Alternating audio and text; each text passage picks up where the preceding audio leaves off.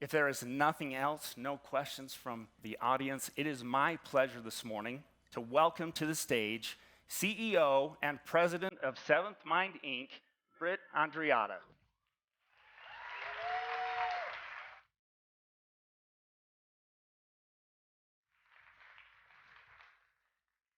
Good morning, everyone.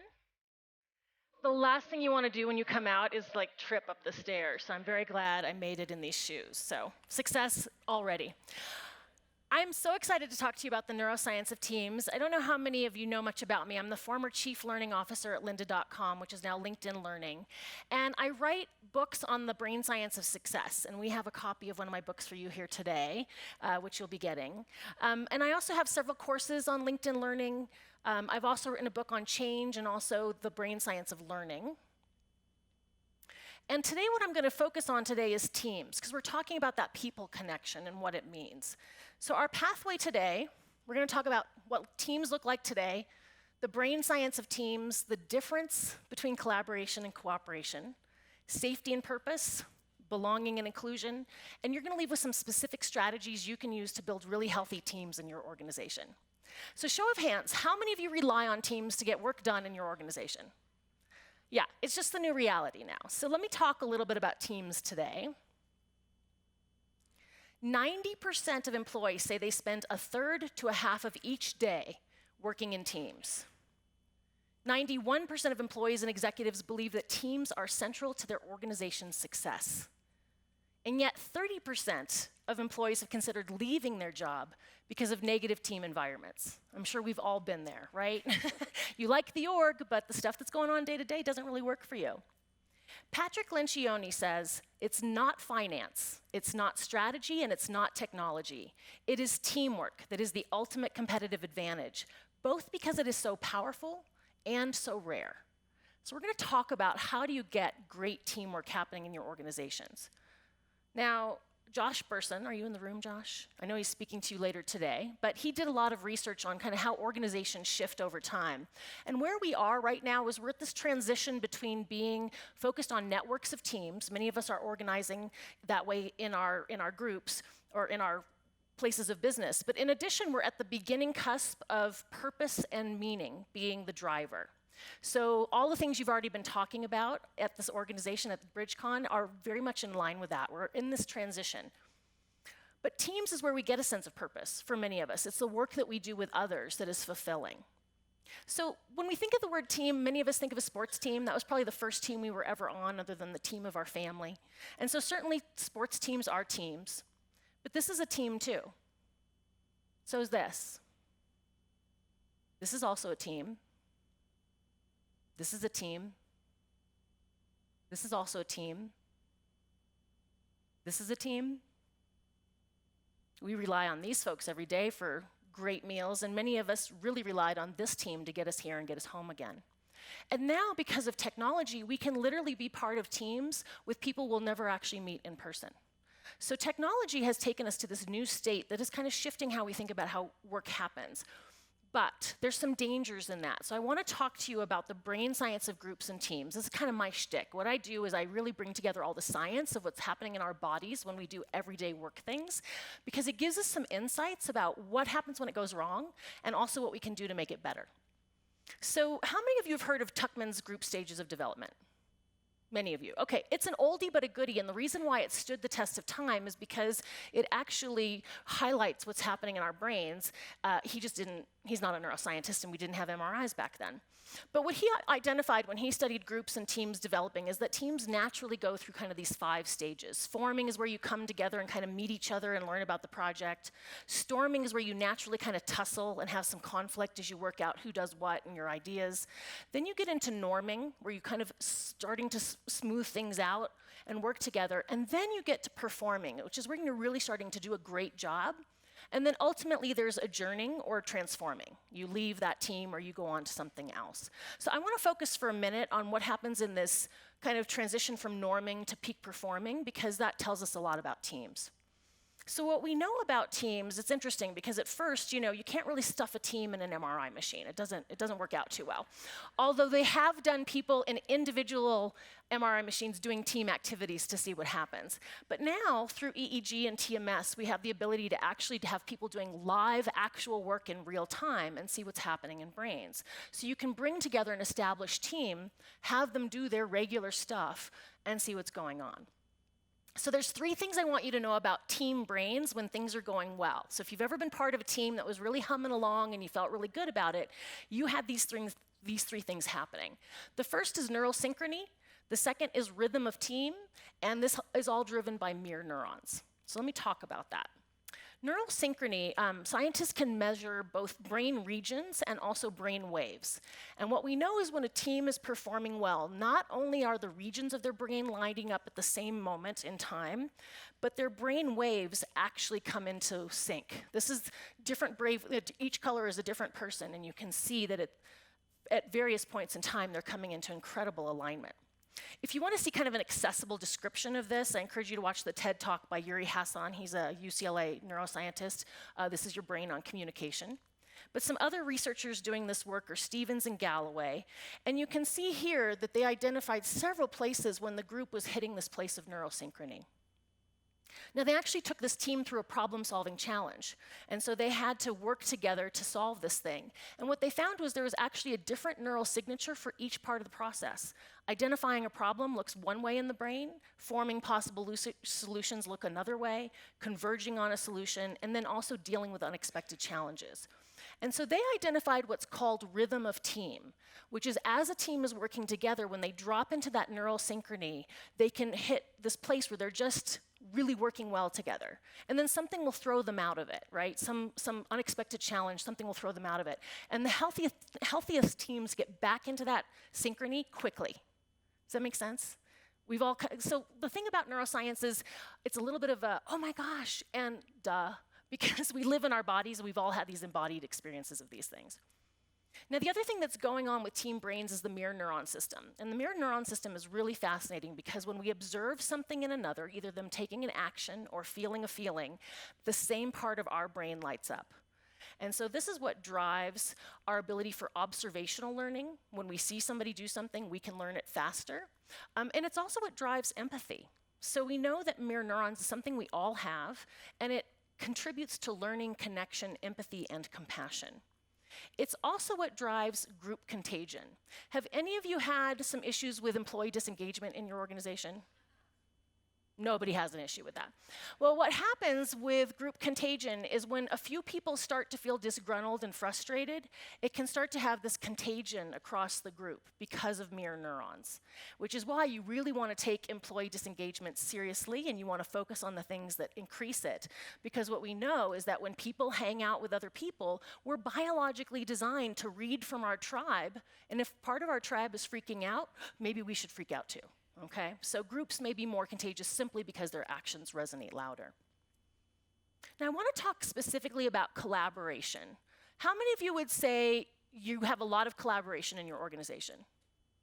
That's what you expect of people. Okay, so one of the things about collaboration, we use this word all the time. Collaborate, we're going to collaborate. Oh my gosh, this is a collaborative project. When we actually mean cooperation. So I want to distinguish, there's a continuum here where work falls from the most simple to the most complex, and there's 3 types of teamwork we engage in on a regular basis. The base level is coordination, and that's where people coordinate or align and sync their work, but they're doing distinct efforts. So marketing is doing its thing, shipping is doing its thing, but we talk to each other because we don't want marketing to send out the announcement before it's ready to ship, right? But other than that, we're kind of doing our own thing. Then there's cooperation, and this is where people have their distinct portion of a task, and they can't do their part till the person before them hands it off. So they are reliant on each other, but I still do my thing, and once I'm done with my thing, now it's Bob's thing, okay? And then there's collaboration, and collaboration is an entirely different animal because people co-labor, they co-create something together. And you don't know what it's gonna be because it's created by the efforts of the people in the moment, and it's really unique to the contributions of the people that are part of that team. Does that make sense? So I wanna dig in a little bit here into the differences. Oh, and I love this quote by Jelenko Drezic. If collaboration does not change you, then you are not collaborating. Collaboration does not come about with some kind of an organizational enlightenment. So if you know in advance what it's going to look like, you're not collaborating. It actually unfolds as you're building it. So as we compare cooperation and collaboration, cooperation is the coordinated efforts of two or more people to perform their distinct portion, where collaboration is this act of co-creation to achieve a common goal. And in cooperation, people just do their thing as they're planned, right? Where collaboration, the whole thing is built as you're building it, and you don't know how it's going to turn out. In addition, cooperation, you just really need a smooth process. Everyone kind of can check the boxes and it'll unfold. And so the skills that you need to cooperate effectively are planning, alignment, communication, and a process for execution. Collaboration, however, there's a lot of creative tension because there's that tussle of ideas as we kind of figure out what's going to make this thing better. And so as a result, you need to have the skills of trust, respect, responsiveness, creativity, and a really clear process for resolving conflict, because conflict is at the heart of it. Does that make sense? So one of the things that we do in organizations all the time is we ask people to move back and forth across that continuum, but we're not always clear what they're doing. So one group is saying, oh yeah, we're being collaborative, but they're just communicating their plans, right? And oftentimes we ask teams to collaborate, but we don't give them the skill set or the training they need to do it well. So is there a test for collaboration? There is. It's interdependence, meaning you rely on each other to get stuff done, and there's a level of uncertainty. So I'm going to give you a little pop quiz. Is this collaboration or cooperation? Cooperation, right? They're reading the sheet music, everyone's performing their notes on the right time. Cooperation. What's this? Collaboration, totally unpredictable. What's this? Great. This? Yeah, you don't know where the ball is going to go. What's this? Collaboration, because even if it's a tonsillectomy, you don't know what's going to happen when you open somebody up, right? What's this one? Trick question, right? If it's a predetermined menu and the ingredients are already bought, it's cooperation. If they just went to the farmer's market and they're kind of like figuring out what they're going to make, it's an act of collaboration. So you can actually do that test in your own organization. But the most important thing about collaboration is that for people to collaborate well, the team leader needs to set them up to do that. And one of the mistakes we make in our organizations is we nominate people to be team leaders, or we promote people into management because they were awesome at being an individual contributor. And what makes a great team leader, a great manager, is that they create the container or the environment for other people to excel and to collaborate. So one of the things I talk about in the book is the best team leaders enable and empower others to collaborate. They have to make that critical pivot from performer to facilitator. So one of the things, after I wrote The Brain Science of Learning, what I know is that our natural human attention spans are really no more than 20 minutes, and that if I want stuff to go into your long-term memory so you can use it later, I have to let you process it. So I always build in these 3-minute discussion moments so that you have a chance to do that. So I want you to take 3 minutes, turn to the person next to you. If you're an odd number, make a trio. But talk about what collaboration looks like in your organization. Are a lot of groups asked to perform at this high-level skill? And do your team leaders know how to make that transition? What are you doing to set them up for success? This is a timer. It will count down, so keep your eye on it. And we'll come back together in 3 minutes.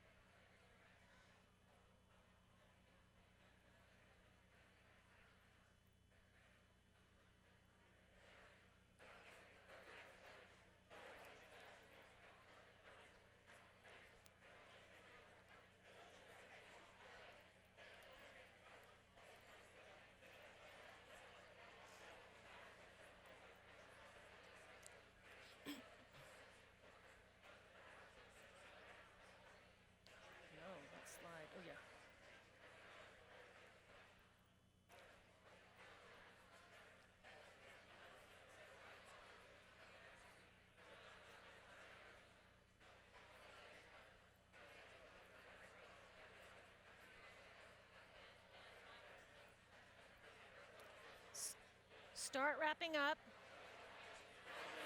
Start wrapping up.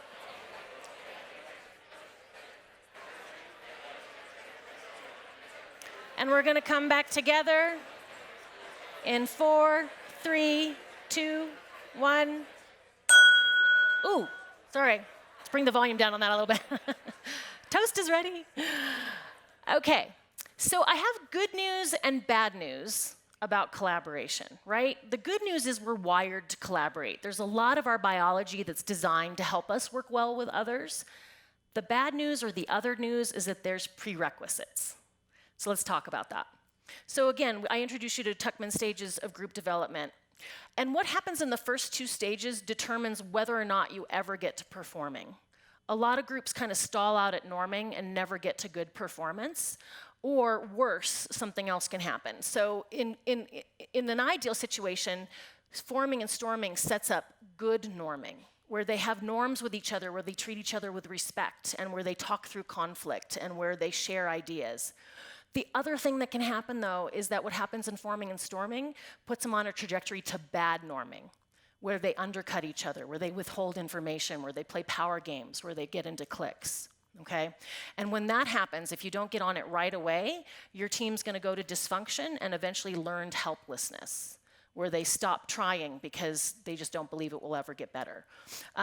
Patrick Lencioni wrote a great book about the 5 dysfunctions of a team, so we know that kind of what the key dysfunctions are, so if you want to dig into that, you can. But what I want to do is talk about what happens in this critical moment of what sends them on good norming to bad norming. So let's look at this from a biological perspective. I think it's really helpful when we do. And if you remember nothing else about humans, if you remember nothing else, know this. We're wired to do 3 things, okay? The first is survive, the second is belong, and the third is to become. Let me tell you what these mean. So survive is what you think it is. It's our need for food, water, shelter. And when we see a hurricane happen or what's happening in Venezuela, you can see that people are very focused on just meeting their basic human needs, right? But when things are good, like how we're probably all doing, food, water, shelter becomes our paycheck and our ability to get promotions, because that's how we buy food, water, shelter. So you can throw your people into survival mode and bring out that kind of amygdala hijack by anything that's related to their ability to move ahead in their careers or to have career development. So that's why talking about all the things that Bridge has to offer is amazing. Tied closely to that is our need to belong, right? To be accepted for who we are. And it's because we're a tribal species. We are designed to live in groups, and in fact, we know that back in the day, if we were ousted from the tribe, our chances of survival were very, very slim. Our body still thinks that way. I need to make sure that I belong in my group so that I'm not ousted. And when both of those needs are handled, then our deepest, truest self is our need to learn and grow, to become our best selves, our desire for purpose and meaning in our lives. This is where we all want to hang out, and it's probably a really big pull for all of us. The funny thing is I work with orgs all the time, and they're like, yeah, we want all of our people in the purple zone. And I'm like, great, stop messing in the orange and green zones, and you'll be good. But what we do is we kind of undermine people a lot without meaning to.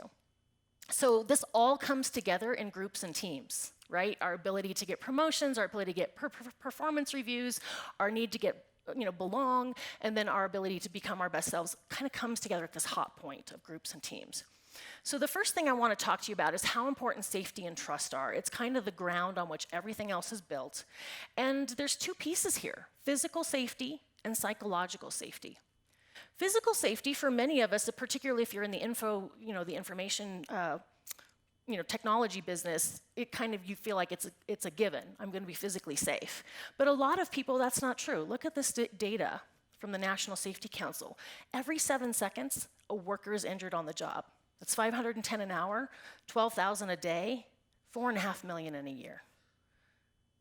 And in addition to just accidents and injuries, violence is an issue. We all just saw the news about Virginia Beach, right? 16% of workplace deaths are a result of an attack in the workplace.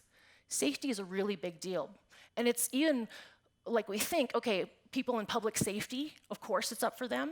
The death rate for people in retail due to an attack in the workplace is higher than for public safety officers. It's 26% for retail, 19% for public safety. Another thing that's a really big deal in the workplace, and I don't know how much you're looking at that, but it's bullying. Childhood bullies grow up and they get a job somewhere.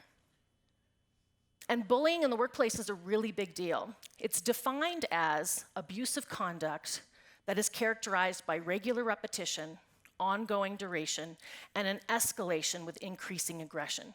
It's much more common than you think. In fact, 75% of workers say they've either been affected by it or witnessed it. It is 4 times more common than either sexual harassment or racial discrimination on the job. So, it's really important to start looking at that. What's interesting is most often the top performer is the one that's targeted, and folks around them try to pull them down. And bullying is one aspect of psychological safety, right? How many of you have heard of psychological safety? It's being talked about more and more. Okay, so this is the research of Dr. Amy Edmondson. I highly encourage you to look up her work. She's a professor at Harvard, and she wrote the book Teaming. She defines psychological safety as a sense of confidence that the team will not embarrass, reject, or punish someone for speaking up with ideas, concerns, questions, or mistakes. It is a shared belief that the team is safe for interpersonal risk-taking. She goes on to say, it describes a team climate characterized by interpersonal trust and mutual respect in which people are comfortable being themselves. So when we think about it, all of the industries that we could possibly be working with really need the workforce to be able to come forward with ideas, questions, concerns, critiques, and mistakes. This is how we get better. This is how we identify potential problems. This is how we innovate. Now, Google did a study a few years ago called Project Aristotle, because they just had a ton of money to research teams all around the world, and they were like, is there something that differentiates our best teams from the rest? And they found that, yes, there was one thing. It was psychological safety. If you want to read more about it, it was detailed in a New York Times article. But what they found is it didn't matter who the performers were on the team. Like, they could have a team of all like the top candidates, the top performers, and they may not be performing well. And they could have a team of kind of mediocre people, and they could be crushing it. And the difference was psychological safety. The teams that were building it, bottom line, always performed better. Now, I want to transition a little bit to trust, because psychological safety and trust kind of go hand in hand. 55% of CEOs think that there's a lack of trust in their organization and that it's a threat to their organization's growth. And usually we know this, right? We know which pockets in our organization are struggling. We see the turnover rates. We see the disengagement scores there. But what I see is a little bit of a disconnect of going after it and solving it. Right? We kind of let those pockets of dysfunction fester for a while, and when they do, it can be a much bigger problem. Now, trust is a really interesting thing, right? Because it's not something you can just say, hey, trust me, right? We earn trust over time. And there is actually a neuroscientist who studies trust. His name is Paul Zak. He's written the book, The Trust Factor. And you can actually measure trust because when we have trust with people, our body produces oxytocin. And it can show up in the bloodstream. So he literally goes into organizations and does blood draws, and they measure trust by that. So after this, we have a blood thing outside. No, I'm kidding. But oxytocin is this really interesting chemical, right? It's the thing that our body produces when we have a baby. We're filled with it, so we bond with this little smelly, noisy creature. Otherwise, we'd leave them by the side of the road, right? So oxytocin is something, when you're falling in love, that's the feeling. And in fact, scientists say that the chemical really looks like this under the microscope. It's known as the love hormone, and it moves us from struggle to snuggle. Okay, how cute is that? But the thing with trust is we don't just dive into it, right? It's something that gets earned over time. And in fact, Dr. Brené Brown talks about it like marbles in a marble jar, that you keep putting marbles in the marble jar as you have good interactions with people. And then if you have conflict or something happen, if there's enough marbles in that marble jar, it can withstand a few withdrawals. You're still okay, right? But we don't necessarily set teams up to have time to put those marbles in the marble jar. So this is why team training and team building are vitally important. And they're two different things. Team training are the skills you need to team well with others. Communication, understanding what collaboration is, understanding that psych safety is a thing and that's important and how to build it, right? And then team building are those times where we just get to be around each other, build trust, have communication, have conversations.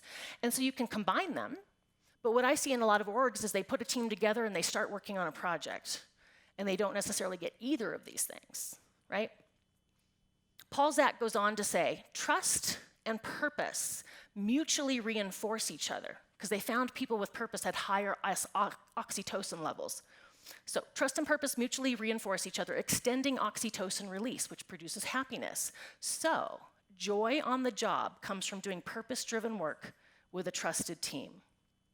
When I read that, I went, oh, yes. That was the difference between, okay, at this org, I loved it when I did this, and I didn't love it when I did this, and then I was really happy again. It had to do with, was I with a group of people that I really connected with, and we trusted each other, and were we working on something that was meaningful to us? So this actually is the formula, right? How do you bring people together and make sure that there's purpose clear at the center of what they're doing, and also that they have time and the right support to build that trust? Now, purpose should be driving all of your organizations. I know it is. You've got a vision and a mission statement somewhere. You're trying to achieve something. But one of the things that happens with organizations is that folks don't always see a direct line of sight from their individual daily work. So that's a place that you could also tighten things up a little bit, is are those messages from the C-suite getting to the managers? And can those managers really deliver that in an effective way so that every worker feels a connection from what they're doing? And particularly when we bring a team together, is the team clear about what they're doing? Now, what's interesting about purpose is that most of us really want to be able to make contributions and use our strengths. So there's a whole body of research that says if someone can come to work and use their strengths, they're going to be more engaged, they're going to be happier, they're going to stay longer. And it's true. This is, again, kind of part of our biology. My ability to survive in this tribe is greater if I can bring my good stuff to the table and I can be helpful. I'm then going to earn my place because you can see I'm contributing something. Does that make sense? And we get nervous when we're put in a role where, oh, I don't know if I can do my best work. I don't know if I can show other people that I really have something to contribute. So when we mismatch people to job and strengths, we set them up to have a very distressing experience, okay? Going to be in survival mode. Now, in Google's study, they found that psych safety was the key thing, the key issue, but they found 5 top dynamics. The other 4 were dependability, which is trust, structure and clarity, which is purpose, meaning of work, which is also purpose, and impact of work, which is also purpose. So if you really start to focus on these kind of core things, it's really going to make a difference. So take 3 minutes to focus on those core things. I want you to spend 3 minutes talking about safety and trust in your organization. Get real. Where is it in good shape? Where is it not in good shape? What are you seeing as you think about what's happening in your org? 3 minutes to talk.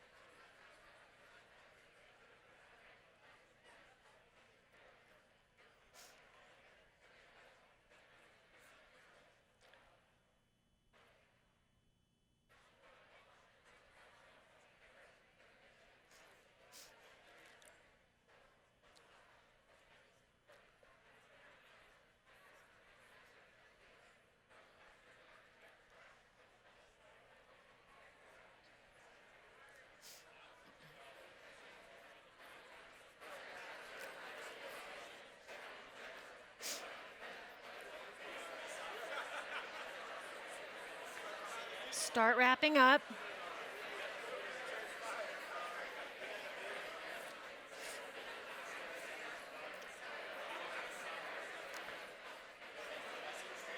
Okay, we're going to come back together in 4, 3, 2, 1.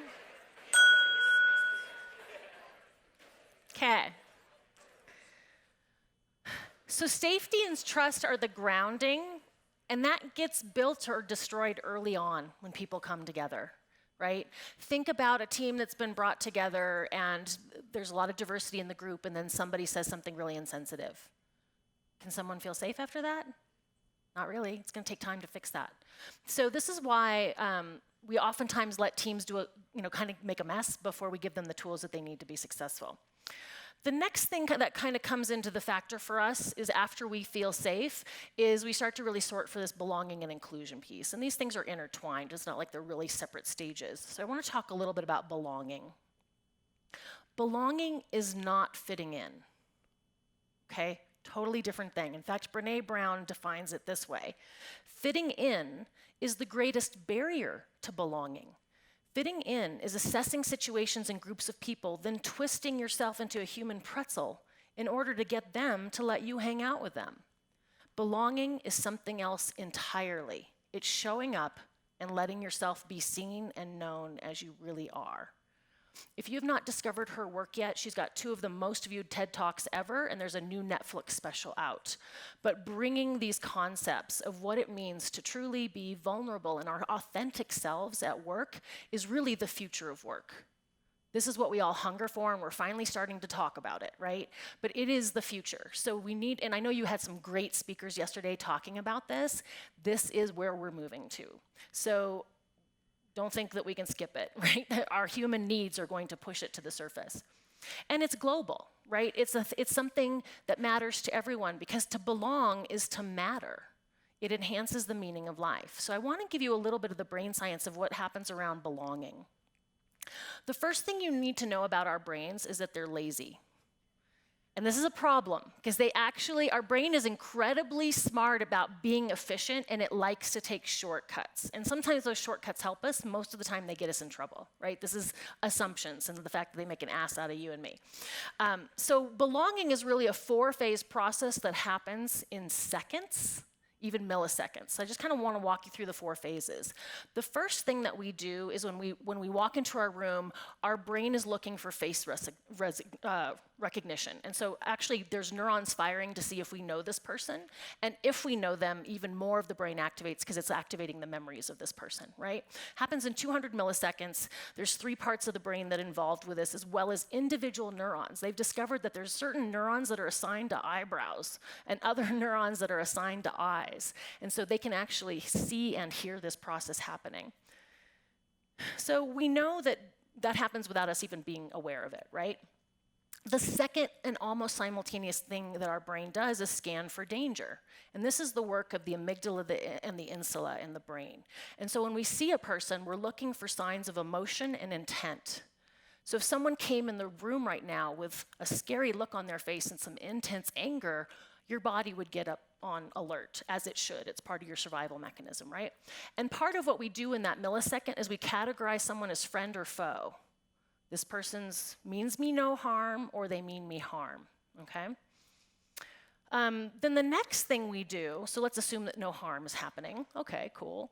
And we all did this yesterday, like when we were all socializing together and when we walked into BridgeCon, and when you go back to your offices, this is what your body does on a regular basis. The third thing that we do is sort for what scientists call me and we, which is kind of looking at who am I in relation to this person? So I have an individual self, right, Britt, and then I'm part of a collective self. So where I work, or my family, or I'm a Californian, or however I sort that, right? So this is also the part of the brain that does the in-group, out-group thing. Is this part of my group, or is it part of the other group? And if it's an in-group, we have a sense of we. And it's just something like, oh, yeah, this is part of my tribe. Oh, wait, this is not part of my tribe. But they could be fine. They're not coming at me as harmful, but we're not a we. You can intentionally create sense of we. In fact, scientists have found that what our leaders tell us is how we define we. So if you talk in your company about we are all part of a team, or this group is working together and this is what they're achieving, language by leaders goes a long way. And divisive language also goes a long way. Okay? What's interesting is we're born to really feel comfortable with other people. Our brain doesn't even see race until 5 or 6 years old. Doesn't even see it, right? All kids care about are you gonna do me harm? No? Okay, cool, we are best friends. Right? And you see this in children. It's really awesome. And at kids, they're sorting for that. What's interesting is that shift starts to turn in adolescence, where their peer group becomes the most important thing that they're sorting for.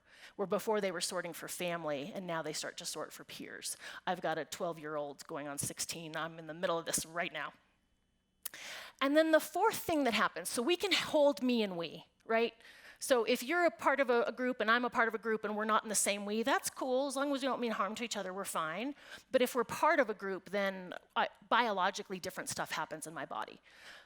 You want to be really careful about us versus them. This is the fourth thing our brain does, is if we're not a we, then are we an us versus them? And our brain has a completely different neural signature for competition. It's really fascinating, some of the research in this area. So if I am part of an us, and they've studied this a lot with sports teams and fans that are like avid about their sports teams, but we've also seen it done in research in the workplace. If I have been defined as part of an us, and there's a them that we're against, when I see my us, what happens in my brain is when one of my team wins, my brain gives me a reward for success. I actually get serotonin and dopamine in my brain when one of us wins. I have much more empathy for members of my group. I'm much more likely to forgive them, and I'm much more likely to engage in acts of altruism for people I perceive as part of my us. If someone is now set up as a them, right? My brain lights up when they fail. I get serotonin and dopamine when they fail, okay? I'm much more able to go to hostility, judgment, and derogation. Does that make sense? And we can set this up with people. In fact, organizations, be careful if you use competition in your organization. Be very careful. Okay, because we reorg people all the time. Here's the thing with the brain. Once someone is defined as us versus them, biologically, we don't ever really recover from that. So if you reorg me later, I don't necessarily feel better about Bob, because Bob was the enemy before. So light competition, okay, but if you're really using it to motivate people, you'll get a short burst, but it'll ultimately do more harm, particularly how much we reorg and reconfigure our organizations these days. Okay, inclusion. I know we're all making the shift from diversity to inclusion and belonging. Super important and appropriate shift to be making. I want to talk a little bit about the brain science of this. Our brains, again, because we're a tribal species, are wired to look for our social status, track our friendship network, and be very sensitive to marginalization. So again, this is because if we were ever ousted from the tribe, our chances of survival were less. So there's literally the ranking part of our brain that lights up when we do math and ranking. It also lights up around group interactions. And we're always kind of subtly paying attention to, am I at the top of my group? Am I in the middle of the group? Or am I starting to be pushed to the edge? And if I'm starting to be pushed to the edge, it causes all kinds of internal distress, right? I'm about to be in a very unsafe situation. Now, the scientists doing research on exclusion have found something very fascinating. They were putting people through MRI machines and doing different neurological tests, and what they found is when we have an experience of exclusion, even if it's minor, the part of our brain that lights up is the same part as physical pain. We feel exclusion the same biologically as we do as being hit, okay? And we kind of know this on some level, right? It's deeply painful because we're a tribal species. And in fact, researchers thought, if that's the case, what happens if we use painkillers with exclusion? Because we know if someone breaks their arm, right? When you take a painkiller, the break hasn't gone away. All the painkillers really do is it disconnects sensation of pain in the brain, and when that chemical wears off, you feel the pain again. Right, so they thought, if social pain is doing this, what happens if we give them Advil and then a more serious painkiller? Turns out it has the same effect. It disconnects your feeling of social pain. I think this is why we have an opioid crisis. People go on painkillers for legitimate physical reasons. And while they're there, they're not only getting the benefit of the physical pain, they're getting a break from their social pain. And when it's time to go off that medicine, they don't necessarily have the tools or the ability to work back through that social pain. Does that make sense? Yeah. So exclusion is big. And is it happening in our workplaces? You betcha. 61% of employees feel pressure to cover some facet of their identity at work. For LGBT identified people, it's 83%. For Black African American, it's 79%. For women, it's 66%. 63% for Hispanic. And heterosexual white men, 45%, because many are struggling with issues around age or disabilities or mental health. So people are spending a lot of energy shielding themselves to come to work and not feeling like they can bring their authentic selves to work. So focusing on inclusion is really important. But I want to just say that feeling included is not the same as being liked. You don't have to be liked. You just have to feel like you can make a contribution that your team values, because now the team won't oust me. I won't be pushed to the edge of the tribe. So really, people just want to be able to show up and bring their strengths and make a contribution that other people value. If you got that, you're in good shape. Of course, we want to go for more, where people feel really included and feel like they're really valued for who they are. Another quote from the book: when people feel like they're valued and needed by the group, the brain produces serotonin and can shift from that reptilian survival brain to the neocortex, which is the seat of innovation. If you want innovation in your company, you have to address inclusion first. Period. Period. So to belong is to matter. Belonging is that feeling of being part of something and mattering to others, and how we get it, how we create it, is inclusion. Those are intentional acts designed to help people feel part of something. And again, you can do this in how you talk about your organization, how you bring people together. So I want to talk about a few strategies you guys can use in your organization to build healthy teams. The first is honor the power of biology. It's no joke, people. It's been going on for 200,000 years. And I think what's so funny is in the workplace, we try to ask people to go against their biology, and it doesn't work out well. But when we align with biology and we start using how we naturally are wired, we can really bring out the best in people and organizations. You also want to set teams up for success. Right now, we put a lot of people together and ask them to do group work, but we're not really setting them up for success. And what I mean by that is you want to be thinking thoughtfully about how do we set them on the trajectory to good norming. And how you do that is what you do at the first two stages, how you bring people together and help them work through those first couple typical phases of conflict. So this is all about team training and team building. What are you spending on it? Are you putting it at the right times? Are you investing in the right ways? Trust me, money you put up front will pay off in the long run. These are the things I include in team training. I give people communication skills. I teach psych safety and trust, what they are and how to build it. I also like to do something around group dynamics, like a Myers-Briggs or a 5 dynamics or a DISC, something like that. So they understand. Oh, sorry, that's work styles. I talk about group dynamics, so that's the tuckmen and all that. And then I also give them skills for project execution, because if they're not good at handing their parts off and making sure things are done, it kind of doesn't matter. And then work styles, because I think people understanding that folks approach work differently can be really helpful. Third thing you can do is select or develop leaders who bring out the best in others. There's a thing called collaborative intelligence, CQ, and that's typically not how we promote people into management, right? They're great individual contributors. So when you have teams that really matter, you want to make sure you select team leaders who are already good at, or you spend time teaching them how to create the environment for others to collaborate and to build psych safety and all that stuff. Number 4, honor the power of in-person. So I know many of us are remote, right? And there's value in that. But when you bring a team together at the beginning, when they're doing that really important trust building and sorting for safety, what we know is that in-person matters, because biologically we were built to be in person, right? When we are in person, our brain has all this data for understanding intent and motions. In fact, we also have brain waves and pheromones, right? Invisible things that we don't necessarily pick up on. When we go remote, and particularly when we're communicating through devices, we're down to words. And we all know that words in an email or words on a text, someone could be like have the warmest tone of voice, but what you hear is rah, rah, rah, rah, rah, because you didn't have the rest of the data. So if you're going to invest in team training and team building, do it in person in the early stages of the group. Then it'll really pay off as they disperse and go remotely and are having video meetings.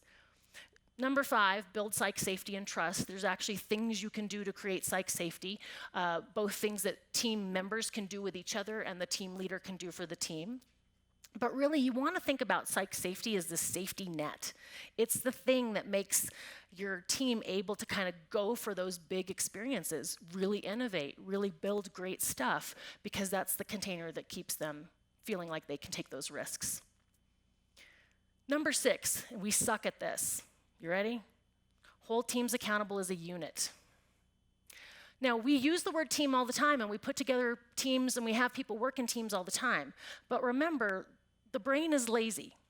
So if I'm a worker, and what really matters on a core survival level is my ability to earn my paycheck and get set up for a promotion, when it comes down to what makes me look good as a star versus what's in the best interest of the team, my brain is going to take the shortcut to what's most directly tied to what earns me performance reviews and career opportunities. It's just the way we're wired. So what I think we should do is rethink our performance management systems so that if I spend half of my day working as an individual contributor and half of my time as in a team, my performance review should have a 50% individual score and a 50% team score. Here's the kicker. Everybody in the team gets the same score. Everybody in the team gets the same score. I used to be a professor at a university. We learned this a long time ago. If you assigned a group a team paper, if they didn't ultimately get the same grade, that group would just devolve into Lord of the Flies, okay? But if they had the same grade, meaning whatever we do, we're either all going to get an A, a B, an F, whatever, they then were motivated to work through the difficult parts of being on a team. So if they get the same grade, then they've got skin in the game, and it prevents them from, in those tough moments, bailing on the team and doing what makes them the star. Does that make sense? Okay, so you can do it fairly easily by just assigning a percentage score, but then you tell the team you all get the same score. All right, so I want to give you 3 minutes to think about these 6 strategies. So 3 minutes to think about which ones are you doing now, which ones could you dial up, which ones could you maybe play with in the next 3 to 6 months. And again, also looking at all the amazing features that Bridge has, many of these features support all of this stuff. So maybe even start talking about that. 3 minutes.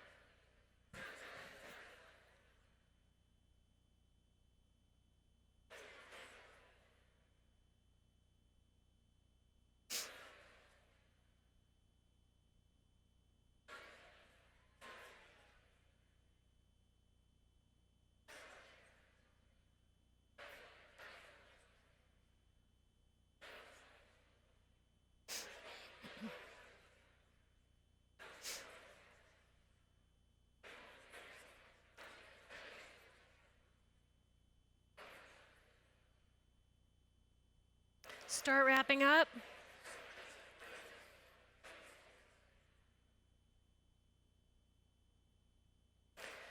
We're going to come together in 4, 3, 2, 1.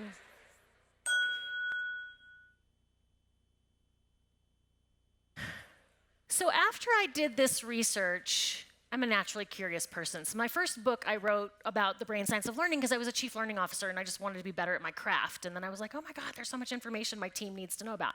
And then LinkedIn bought Linda and I was in the middle of an acquisition and I was like, oh my God, everything we know about change is completely wrong. So I wrote the second book based on the brain science of change. And then this one, I've done a lot of work in teams. So I was like, what's the difference between those teams that are really awesome and different? So I always go into this with curiosity and I like to read all the different things from different disciplines. So neuroscience for sure, but I'm triangulating it with anthropology and psychology and sociology, and then also triangulating it with really great business research by places like Burson by Deloitte, and also Gallup and McKinsey and all these different centers.